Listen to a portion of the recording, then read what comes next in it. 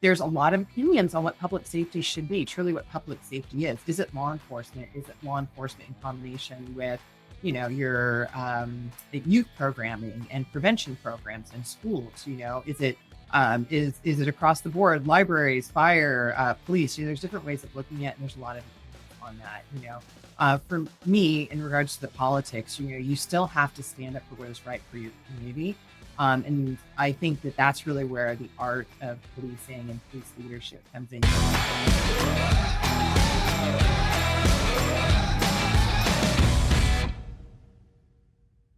Well, I'm probably going to get in trouble for saying this.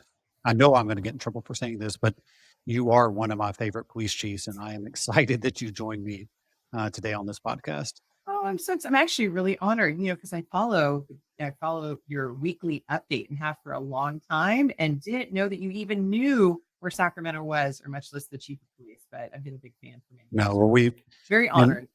and I was just in Chief Lester's office a few weeks ago, a couple Yeah. weeks ago, and just impressed by the entire department and your leadership team. So I was excited and looking forward to this podcast. But I'm sure I'm going to hear it from a few of our friends that you're my favorite police chief. I have to justify that. That's okay. I'll take it. Thank you. I mean, and one reason you're a fascinating person in terms of your journey from where you started to becoming police chief in Sacramento. I mean, you enlisted in the Army after high school. You you, Yeah. you Yeah. I learned. actually dropped out of high school. I was kicked out for being a chronic truant. I didn't have a lot of options. So I joined the Oh, I did Army. not know that part. Yes, that's the story. So I joined the Army at 17, and that was actually a life-changing event. And so it put me on the right track for kind of where I am now and set that trajectory. That part I didn't know. I know you enlisted. I know you Mhm. became fluent in Russian. Yep. I know you served as a military interpreter, a linguist, combat medic, a range master, and it's probably some other roles I'm not sure about. You were in Korea and Japan, and this is all like straight out of high school before you even made it to the Sacramento Police Department. Like, just Yeah, it's a great opportunity for the right person. For me, I think I just needed some structure, and that's why the military was a great place to start. And I didn't have a lot of options, right? Didn't have money for college, didn't have an idea of where I wanted to go, and so the military is really good at setting up structure and helping you become an adult quickly. But what was great about the military is it gave me so many opportunities, and those opportunities still exist for our young people. And if it's a good fit for you, I think the benefits of the GI Bill, the life experience, just being able to manage yourself as an adult. I mean, you can't buy that. So yeah. very thankful. And I was not going to ask this question until I just started thinking about it, but it's been the news and certainly covered in the weekly briefing a few weeks ago about departments reducing the requirement for college education. I think Dallas is one of them. I don't know if Sacramento has that requirement. Just curious your thoughts on that, given that you started straight out, you dropped out of high school, went to the military, obviously where you are today. I'm just curious you have thoughts on college Yeah, it's education. actually, interestingly enough, it's been a point of discussion amongst a lot of our chiefs. The Sacramento Police Department has had an education requirement of 60 units, 60 college units for as long as I can remember. And I remember coming out of the military, and I'd gotten a number of units being in the military, going through those courses, but I did not have my degree. And it was very, very competitive 30 years ago. We had thousands of people applying for 50 positions in the academy. We have held to that standard for years, and I can tell you that we are really evaluating it because most of the agencies around us in the region don't have that requirement, and we're finding candidates that want to come work for the Sacramento Police Department, but they don't have the education requirement. So it's been a little bit of a challenge. We're working with our various groups, but the feedback that we've gotten from our officers is that they really want, number one, people in the door to help staff the department. We're all struggling with that, and they need good communicators. And I think that is probably the most important thing. You used to go to college, you used to sit in a classroom, interact with your professors, other students. That was the traditional model, and that's why, besides getting your education requirement, those social skills were so important. We're finding more and more now. Like I have a son who's in college, and about half of his classes are online. He actually only goes to class about half the time. So we're having to change how we look at candidates and really where their skills are, and trying to bring the best people in. So I would have said 5 years ago, I never would have considered getting rid of it. Now I absolutely. Yeah, we had President Patrick Yo's of the National FOP on the Mhm. prior episode, and we just started talking about this as well. And you know, college is, as you just mentioned with your son, same with my kids as well, quite different than it was many years ago, and different from some of the seminal studies on the impact of college education on policing. But it's still just with your background. I mean, the life experiences in the Army probably would outweigh the life experiences I had in college. So I'm just curious to get your take on that. And I know that there's lots of discussion among your fellow major city chiefs on this topic, you know, as we speak. I mean, I don't think anyone doubts the importance of education, especially if you are, and I hope people do make this a long term career. If you're going to move up in the ranks, having a diverse background, a diversity of thought, a strong educational background is really important. So I think what we have to do is if we are going to change that requirement on the front end, we have to invest in our people to help them attain those educational goals. I can tell you for me, being able to work full time, pay for college was the only way I actually got an education. So some of the things that we're looking at would be to partner with an educational counselor because everyone comes from a different background. And when you talk to our employees, they all have sort of unique paths. And here at our department, at least to me, it doesn't matter what you get your degree in. It's the fact that you pursued it, that you pushed yourself, that you expanded your educational horizon. And so what we want to do is set up individual plans for our people to help them achieve those goals. So even if that requirement were to be dropped, that doesn't mean that we are going to put less of an emphasis on education. In fact, I would think that it's actually going to be more because we're going to work on trying to cater plans for our employees that choose to pursue those options. Love that. Now, speaking of moving up the ranks, I mean, another reason you're so fascinating is you started as a dispatcher, and Yes, it's that is terrible a dispatcher. that I is, tell that you. is that is a tough job for those who Yeah. don't know. That is, they're vital to policing. They are the lifeline to those officers out on the street, and they're communicating with people calling in, and they're hearing people at their worst Yeah. and trying to help them. Like, I mean that, and then you became a community service officer before you became a sworn officer. But the impact of being a dispatcher has had to shape your views and your thinking as you moved up the ranks and became a police chief. Yeah, it was actually my first real experience with the police department. My dad, believe it or not, was a deputy sheriff in one of the rural counties. And so when I was a kid, I remember him working as a deputy, but really didn't have a lot of experience or interaction with a police department until I took that job. And I got out of the military and I worked a bunch of odd jobs. I worked at a pizza place, I worked for a phone company. And this is how long ago it's been because we didn't have the internet. I was walking through community college and they had the job board, right? And I saw police dispatcher, 12 bucks an hour. I said, well, that's kind of interesting. 12 bucks an hour. I mean, rich, 12 bucks an hour. But had no idea what I was getting into. And when I actually got into that job, it is a demanding and difficult job. I mean, and I give a shout out to our professional staff. I know how challenging that job is. And I was at the era where you went and there was one little tiny computer screen. Now, if you go into any 911 call center, you're looking at multiple screens, multiple pieces of technology. It's gotten even more complicated. But what I can tell you is it gave me an opportunity to kind of open the window to what law enforcement is, all the different possibilities. And I found by getting into that entry level job as an entry level dispatcher, what opportunities were at the police department and what a big world that was. And so that really was the key. And I still think that that experience when you start, and like might say a professional staff position, you see the department in a different way. And I'm very customer service oriented. That was something that was really trained to us in dispatch, moving on to a non-sworn position as well. So when we bring people into the department as student trainees or these other positions, lots of times what I hope is that they find their niche or what they want to do. You don't have to become a sworn officer. But in larger departments, there's so many opportunities to do neat things. And that's what I found to be true by starting dispatch. Yeah, well, I was the chief operating officer at Seattle PD. The comm center came under me, and I would go there on Friday nights and just sit there and Yeah. watch and listen. And it truly was. And I didn't have a lot of experience running a comm center before that, but these are professionals. But it was almost mind blowing to Yeah. watch them work, and also to think of the trauma that they're hearing and sort of indirectly experiencing. And I mean, they are true public safety professionals. So it is like amazing to think that's where you started, and you were a dispatcher, and then now you're police chief of the capital city of California. Yeah, I wasn't great at radio. And so that's where they start you on the 911 calls and non-emergency, and they move you to radio. And that's a tough spot. But like, I don't think people realize how much our 911 centers actually do in the call volume and how many calls that they're able to send to the right place. Like, we took over 600,000 calls at our call center last year. We only dispatched about 160,000 of those calls. So about 2/3 of the calls are going to other places. So those dispatchers have to be really well versed on the entire city, 311, where the other services are, because that's the one place you can call 24 hours a day and you get a professional problem solver on the line. And so there really should be some credit given for sure.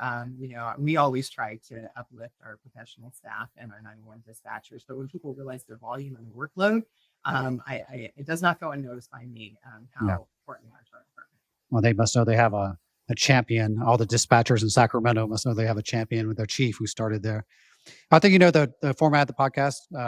Got sidetracked a little bit, but we pick a couple of articles from my weekly Substack, which you are a reader and a number of folks within your department, and we just get your perspective as a leading police chief in this country on these articles. Now I picked two. I picked two this week, and usually I read one, we respond, I read the other, and we respond, but they go together, and there's a similar theme. So I think I'll just go through both of them and just have you sort of just have a conversation about it. So the first article is from the AP and NORC, which is a opinion research center for public affairs, and the headline was, "Most say crime is a major problem in America's cities, but few support a federal takeover of police departments." Came out a week or so ago. And the key points of the article that as it points out, 2/3 of Americans see crime as a major problem nationwide, with 81% calling it a major problem in large cities, and far fewer see it as a serious problem in their own communities. And we know, as we talked about on this podcast, several episodes, and I know you talk about with your colleagues in the Major City Chiefs Association, by all indications, most serious crime categories are down, and there's certainly questions around the data, but let's just like crime is down, but the perception is crime is up. And as we've seen in DC, that with federal intervention, and this was a survey after the intervention, a majority actually support uh, using the National Guard and military to assist local police and cities, but only a third favor federal takeover of police departments. And just if you read the article, it also points out like this is one category where the president is above water in terms of his favorability rating, which is probably surprising to many. And then the second article, because before we get to it, is out of Politico, because it's very much related. And I, we don't want to get into the politics of it all. It's just more of the themes there. In your state, Governor Newsom deploys state police, which is the California Highway Patrol, to major cities after Trump threatens to send more troops to California. He announced, the Governor Newsom, that is, announced the deployment of CHP teams to Los Angeles, San Diego, inland areas, and the Bay Area to target crimes such as auto theft and drug dealing. The governor framed his plan as working with local governments, which is a contrast that some may think is happening in DC with the unilateral deployment of the National Guard troops and other federal law enforcement in the District of Columbia. The expanded forces, if you will, from California Highway Patrol will share intelligence with local police, step up patrol, and focus on deterring street level crimes, as I mentioned, like car theft and drug trafficking. So again, beyond the politics of President Trump and Governor Newsom and Republicans and Democrats, maybe first talk a little bit just about partnerships, because it's always been a part of policing. It has, and it's become more critical over the last number of years, across the board, especially in major cities. You've seen these just drastic reductions in staffing. And part of that has been through funding issues. Labor, as everyone knows, has gotten much, much more expensive. But there's certainly, we're certainly challenged with people that are driven into public service. We've seen applications lower than we've seen. And so it's hard to recruit people into the profession. So when staffing is that kind of a challenge, you still have to deliver a service. We still have to provide public safety for the city of Sacramento. And that's true to any city, whether you're a major city, you're in LA or New York, or you're a little tiny suburb out in the middle of nowhere, right? And so we have to really address our staffing challenges, but at the same time we have to move forward. And so sometimes you have to make really difficult decisions, as you know, to what types of services you can provide and how you can do that effectively. But what we have found is that we are so much more effective when we work together, and that's just common sense. I don't think it's fake. to law enforcement, right? We've got good partners. What's great about Sacramento, I always love to brag about my city, is we're a big enough city. We're over 500,000 in the city. We're about 2.3 million in the region. And so we're a big area, but I feel like we're still small enough that everybody kind of knows each other. And we've got great relationships with our partners. So, like, for example, today we had our regional chiefs meeting. We've got our federal partners, our state partners, our local county and local law enforcement partners, and we're all discussing the same sort of regional issues. I think as the chief, I have always recognized the importance of partnerships, whether I was assigned to the school district, whether we're working on major traffic issues, was when we started working with our federal partners on the PSP, Public Safety Partnership Program. When we walked into the job and I brought in a brand new executive team, we were looking at like horrible numbers, and that's across the board. Our crime numbers were up, our violence, our homicide. A lot of major cities saw huge spikes in crime during the pandemic. So in many cities, you saw the murder rate, go up 30 or 40%. It went up 70% in our shootings went up. And so we were, in a position that we really needed some help from our partners. And so a couple of things that does. One, you only know what you know if you're in your own agency. And so one of the things that I've really tried to do, and I think is really important, is looking at how other people do things. And I think the greatest compliment is to steal people's, good ideas. And so what's been really interesting at the chief level of the last few years is that I've seen so much innovation. There's a lot of good energy. We came out of a very difficult time. We're still coming out of it, where law enforcement was not looked as a profession that really had a lot of honor. And we were scrutinized, and some of that was truly deserved. We do need to make changes. But what I've seen, the leaders that have come through that and have come out of it are very innovative, very creative thinkers, and are working very, very hard with limited resources. And over the last few years, we've all seen dramatic reductions in crime for the most part. And some of that, I would say honestly, is that you're seeing a change nationwide, but a lot of it has to do with the hard work of the departments. And so when you partner your great people with other great people, we all have different resources, different backgrounds, and we start looking at, one problem from different angles, we tend to be really effective. And I can say that was probably our biggest foray initially into really partnering. But we've had longstanding partnerships with, Yeah. Our regional agencies here. Being an urban agency, you have to, because everyone's just Right. to you. I mean, like police departments been working with federal law enforcement partners for a long, long time. Forever. And I think, I think any police chief would welcome the help. And I think actually you hear it when those federal agencies pull back, like, hey, we need you to come in and help us. I think what's new probably obviously is the use of the National Guard. I know that's going to play out over time. There are court cases and et cetera. But, the use of the FBI, DEA, ATF, ICE, if you were doing immigration enforcement, those partnerships have been longstanding. And from what I see across the country, most of them are very solid partnerships that especially major cities have with their federal law enforcement partners.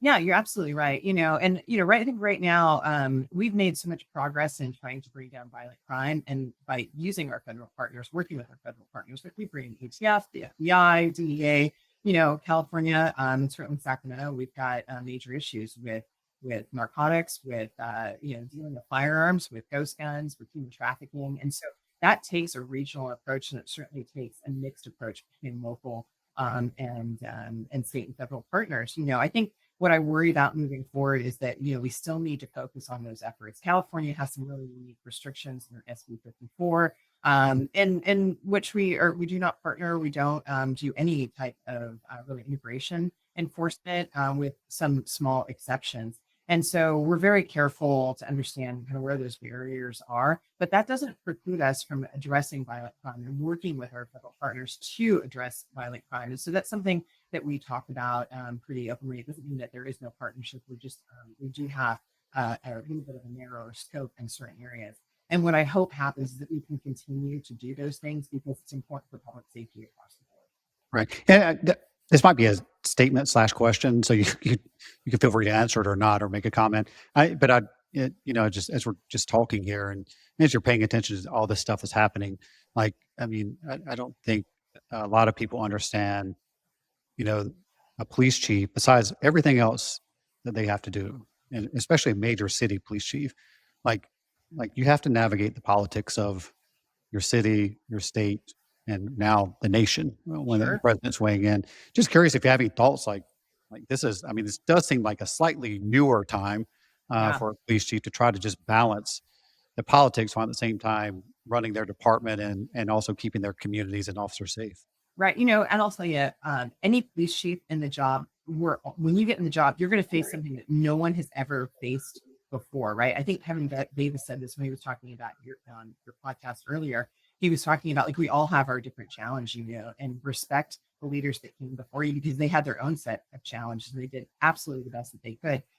Politics has always been part of the job, and because you're trying to satisfy multiple constituents, and that's why I think it's really important to be a centrist as a police chief. I'm we're different in sheriffs that way, and that we tend to be look a lot less political. We're not elected, either Mhm. appointed by a city manager or a mayor. But in my mind, I've got to be able to serve the entire community and to do that equally. And there's a lot of opinions on what public safety should be. Truly, what public safety is. Is it law enforcement? Is it law enforcement in combination with your youth programming and prevention programs in schools? Is it is it across the board, libraries, fire, police? There's different ways of looking at it, and there's a lot of opinions on that. For me, in regards to the politics, you still have to stand up for what is right for your community. And I think that that's really where the art of policing and police leadership comes in. You've got to be very well read, which is why, again, I always, we're one of the many things that I read because you've got to understand what's going on in the nation. And like here locally, I can speak for, our folks. We have a lot of people that are very afraid of what they're seeing that comes up. We're seeing, some divisiveness in the community again, demonstrations being in the capital city. But regardless, you have to serve all of your constituents equally. You have to serve the politicians as well because they have a job to do that they're trying to accomplish. And so I think being a collaborator has to be one of the key tenets of being a leader in law enforcement and probably in a lot of other professions as well. I think it's absolutely critical, and you've got to find a way to get people to work together or you will absolutely fail and you'll fail your department. And Right. so I think that's one thing that most of us in the profession are very skilled at, trying to find different ways to do things and satisfy those. Well, I know this will be the title of your book, be the art of police leadership, which I actually like the way you framed that. Like it is, we like to put that, we like to be data driven. We like it to talk about science in terms of proving that evidence based practices. But like being a police chief, there's an art to it as well. And There is, and not only is there an art, but there's a lot of things that you learn the hard way, right? Where things don't land well. You're trying to do the best. You're trying to, you've got like multiple people to satisfy. You've got to satisfy the people within your department. You got to keep them coming to work and wanting to be here, right? You also have your community to satisfy, and you've got your serve your external partners, your media, your business partners, and then the elected. So there's a number of groups, and I think any police chief will tell you this. And trying to sort of navigate those waters can be challenging. But I truly believe if you have your value system in place and you know that you're in the job to do the job, not keep the job, those are the two key tenets to success. And when you make a mistake, you figure it out, you own it, you move on, and that's how you develop yourself as a leader in the profession. yeah, curious. I mean, I'm pretty sure I know the answer, but I'll just bring it up. Like the value of like associations such as the Major City Chiefs Association, where you can talk to your fellow major city chiefs from East Coast, West Coast, and somewhere in the Midwest, like you're learning from their experiences as well. Yeah, I've actually been I guess, a spectator at those conferences for a long time. I guess the older you get, the more rank you get, kind of the closer you get to that sort of inner circle. And I remember standing up at my first major city conference as the chief and thinking it was so surreal because I've always watched these other folks up there that just, kind of put them up on a pedestal. You see the national news and everything. What you find is that police chiefs are actually real people with real families. And when we start talking as a group, we all have very similar challenges, right? And it's a brilliant group of people that you can say, "Hey, I've got this problem. What will you do?" And we see challenges in other cities and pay attention to those things. And you can pick up the phone at any time to really any of the police chiefs, and we're all like this with each other. Say, "Hey, what happened? What went well? What would you do differently? What would you recommend?" And that is critical to have those relationships at this peer level because as a chief, there's not a ton of people that you can go to really understand the position you're in and what you're trying to accomplish. And so I think that's a big key to our success and also a reflection on the current state of leadership within policing, that you have police leaders that not only do that, but they reach out and they mentor. We had a really significant incident here just a few months after I was on the job, and it was a mass shooting in our downtown area. And I had been sworn in like the end of December, and this happened, a few months later.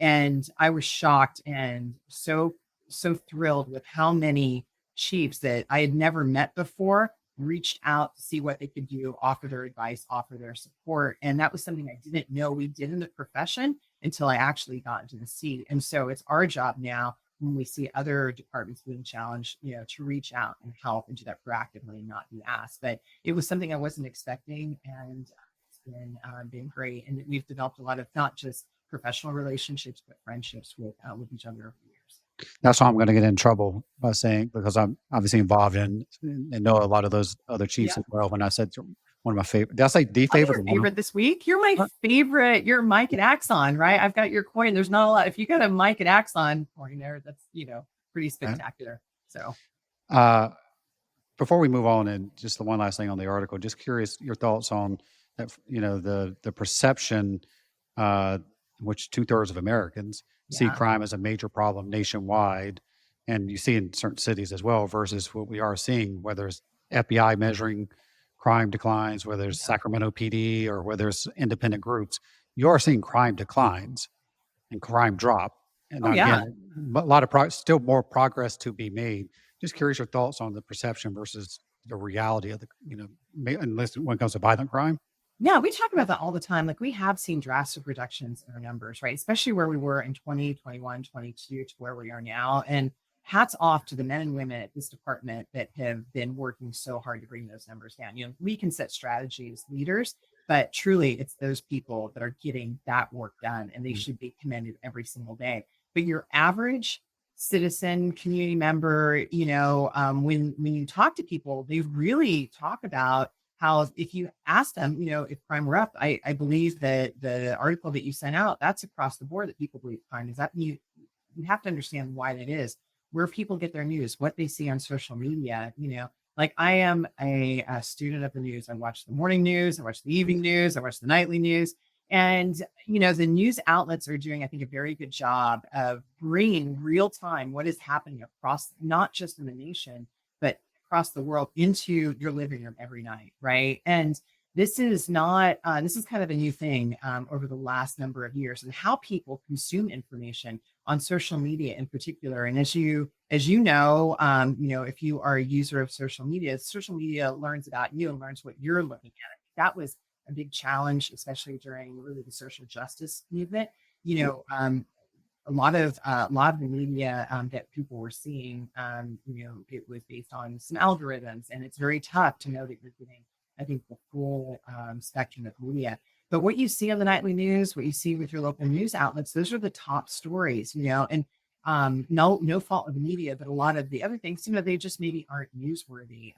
And when I go up to community meetings, I think this is true for every chief, you ask them, what their major concerns are. It usually comes down, at least in Sacramento, to like three things. It's traffic, it's narcotics, drugs and traffic, and it's the unhoused and challenges around the unhoused. And so I can talk about violent crime. I can talk about these great strides that we've brought in bringing down the number of shooting victims in our city, the work that our community-based organizations are doing, how our numbers are better than they have been in many, many years. But to your average community member, they see the speeder, they see the guy that just ran the stop sign from them again, trying to pick their kids up from school, and they're having issues. And so what people perceive is reality, I think. Sure. And so when you're talking about crime, you can't focus solely on violent crime. You need to focus on these quality of life issues that affect the majority of your population. We know that I'm sorry. No. I was just going to say, yeah, like what you sort of bring up that I probably don't give enough or haven't put enough thought into. But obviously, I'm a student, as I mentioned on this podcast many times, of George Kelling and broken windows, and I think about the impact the social and physical disorder has on perceptions of crime and fear of crime, just like things you're mentioning.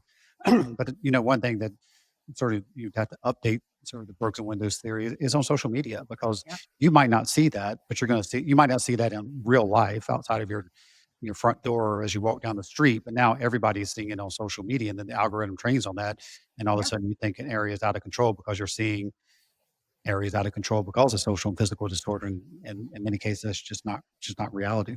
Yeah, it's the perception. When you look at violent crime, like we say urban violence is well studied. Urban violence across the board, there's been a ton of research on it. And you know that it's committed in typically very small geographic areas by a very small percentage of the population. So, like, for example, for us, almost half of our full qualify as violent crime occurs in about 7 square miles of our 100 square mile city, right? So the rest of it's very dispersed. So the majority of your population doesn't isn't directly affected necessarily by gun violence or homicide. And those are our big numbers, and those are the things that we really focus on because they're so significant and they're so impactful to the community. But you're absolutely right. Your average person is looking at blight. They're looking at sort of that disorder, and how people feel, whether it's a crime or not, is their perception of safety and their perception of crime. So when I read the article, not surprised at all, and we've seen a lot of that. When we talk to our community members, in various parts of the city. Those are the complaints that we get. So you got to be careful because, you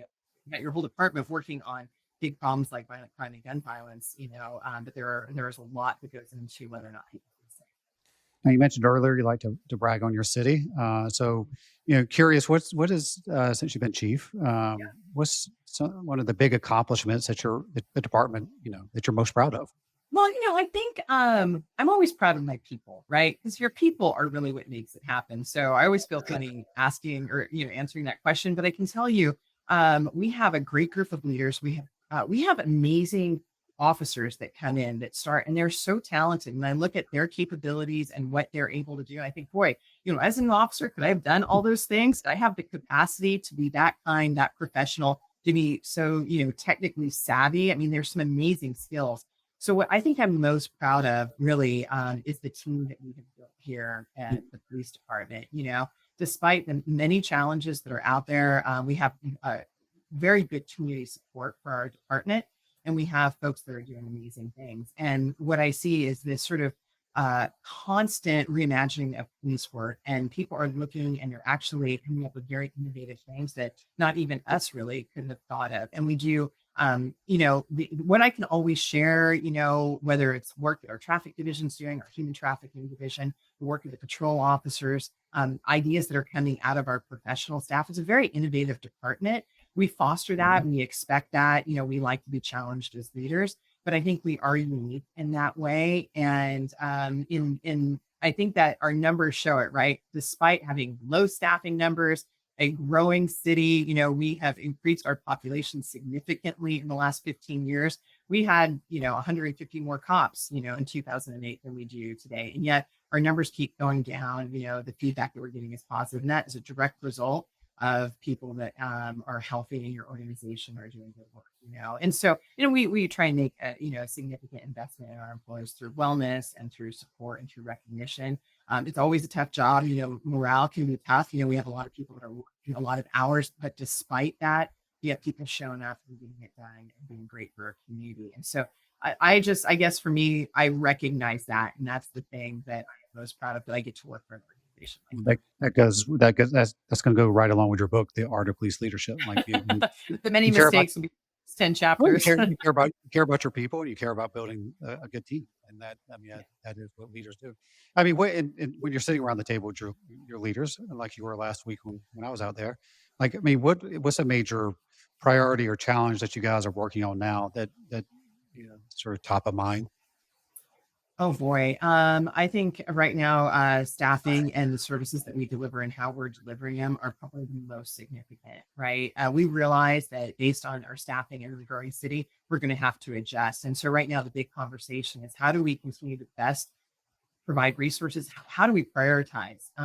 Because if you prioritize everything, you're not going to be able to do everything well. I mean, if I had many more people, then that would probably be more possible. But the reality is you have to look at what you have, what you're trying to deliver. And so right now we're having to make some really hard decisions like a lot of agencies. But having said that, understanding technology and the capabilities with technology and how we're able to use technology as a force multiplier, whether it's through our real-time information center, whether it's through our camera network, through the use of drones. 10 years ago, we would never have even considered using drones. Now they are part of our public safety initiative. So for me, it's the challenge of trying to problem solve and figure out how we're going to do that, and then try to worry about everything else that's out there that can support the work that we're doing. But we are going through a growth period. And I think, we've talked about recruiting and retention challenges for years now in law enforcement, especially in major cities. And, I do believe, our officers and our folks should get paid and get paid an appropriate salary and be compensated for what they do, I'm always in support of that. I can tell you, I think that law enforcement and public safety is changing. And look at alternate programs. There's a big call for alt response, over the last few years. I think there's amazing opportunity there to support the work that our men and women are doing, and yet still deliver a better service to our community, including the right people in the right places. And I think we have to be really open-minded to different programs, different people delivering services, what we're going to deliver and how we're going to do it. And so those and to constantly measure your effectiveness and the satisfaction of the people you're delivering the services to. So Yeah, those, as you were talking, I just thinking that I think many people of this podcast and weekly briefing know I do another podcast with Rick Smith, who's the founder and CEO of Axon, a futurist and thinks about this stuff. And we were just doing one the other day, just on AI and the future of technology and just how that's affecting not just policing but society. And I don't know how many people understand like we're in the middle of a major societal change and societal people. upheaval. Yep. And like we're in it right now. Like if you were in the industrial revolution, I'm not sure you could see it, but we're in the middle of it right now with the AI era. And the heartening thing is to see police leaders like yourself understanding like changes are coming and you're changing with the times. But it is like one thing I worry about is, are we going to be able to change enough as we continue to see this sort of societal upheaval that I don't think we even know what it may look like in 4, 5, 6, 7 years. Yeah, well, organization and culturally, you've got to develop, that piece of your organization, but you also have to understand, and it is hard to understand. It's moving so quickly. You look at machine learning, large machine learning, how that's changed and how exponentially it's been growing about every 18 months, and the capabilities there. It can be a little scary actually when you think about you see how that technology can be used for evil and it should be used for good, but I think there are opportunities. And so looking at things in a different way is really important. When you bring people into your organization, it's not about degrees necessarily or background. It's about having people that have integrity, that have intelligence, and that are forward thinking. I think those are the qualities that we should be looking for within our, I would not just say law enforcement, but we're critical because we have such an interface with the public in such a critical way, that it's going to be the making or breaking of law enforcement, how successful we can be. Yeah. By the way, after I left your office, you mentioned that there was how the city's growing and you had some new developments. And I'm not sure which direction we were headed, but as we left your office and heading down the highway, I saw that. And it Yeah. did. In my mind, I'm thinking, because you just see vacant land and all these houses being built and these new Yeah. communities popping up. I'm thinking like the chief is responsible for that. The Sacramento Police Department is responsible, and they're probably not getting any or that many more officers, but yet their responsibility for keeping those new communities safe, Right. that you're expected to do that.